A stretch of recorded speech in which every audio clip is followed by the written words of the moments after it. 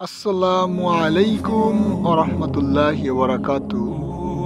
আজকের এই বিশেষ পর্বে কথা বলবো এমন এক ঘটনা সম্পর্কে যা শুধু বিশ্ববিদ্যালয়ের ছাত্র রাজনীতি নয়, পুরো সমাজের স্বচ্ছতা, ন্যায় ও ইসলামী আদর্শের ফেরাই ভরপুর সম্ভাবনার প্রতীক।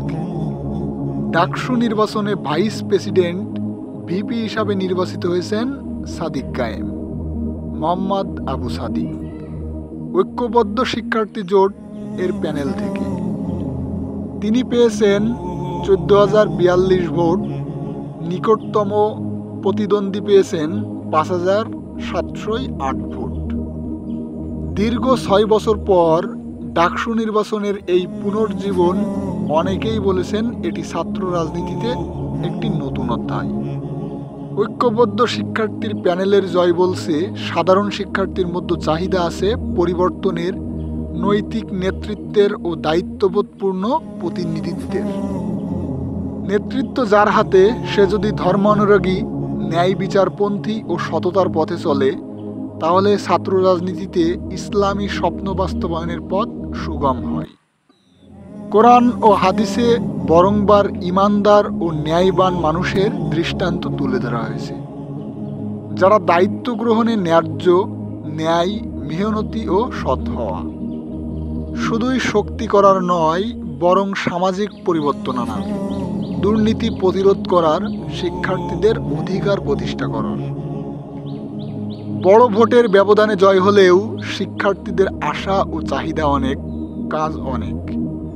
যেমন শিক্ষার মান, হল ভবনের অবস্থা, ছাত্র কল্যাণ, স্বচ্ছতা, বৃত্তি, অধিকার আদায়, নিরাপত্তা। দায়িত্বে আসতে হবে ইসলামী নীতি অনুসারে সবার প্রতি ন্যায় বিচার, ক্ষমতার অপব্যবহার এড়িয়ে চলা, সদাই ও দায়বদ্ধ হওয়া। সব শ্রেণীর ছাত্রছাত্রী যদিও রাজনৈতিক দৃষ্টিভঙ্গি ভিন্ন, তাদের মৌলিক অধিকার রক্ষা ও সম্মান নিশ্চিত করা হবে কিনা সেটি নিরীক্ষণের বিষয়। আজ এই বিজয় শুধুই একটি মাত্র সংখ্যা নয়, এটা একটি বার্তা, পরিবর্তনের ইচ্ছা, ইমানদারদের দৃঢ়তা, ন্যায় ও সত্যপ্রাণ মানুষের মূল্যবোধ এখনও বেঁচে আছে এবং তা প্রতিষ্ঠিত হতে চায়। সাদিক কায়েম যদি ভিপি হিসাবে সত্যিকারভাবে ইসলামী আদর্শ অনুসরণ করেন, তিনি হবে একটি আলোর থেকেও বেশি, পথ দেখাবে, প্রতিবাদ এবং উন্নতির মডেল গড়ে তুলবে। আমরা আল্লাহর কাছে প্রার্থনা করি তিনি সাদিক কায়েমকে জনগণের উপর দায়িত্ব পালনের সাহস, সততা ও ন্যায্যতা দেন। আমাদের তরুণ প্রজন্মকে সকল প্রলোভন ও অপচার থেকে রক্ষা করেন। আল্লাহ আমাদের সবাইকে হেদায়েত দান করুন, সত্যর পথে দাঁড়াতে অধিকার ও কর্তব্য অনুভব করুক আমাদের অন্তর।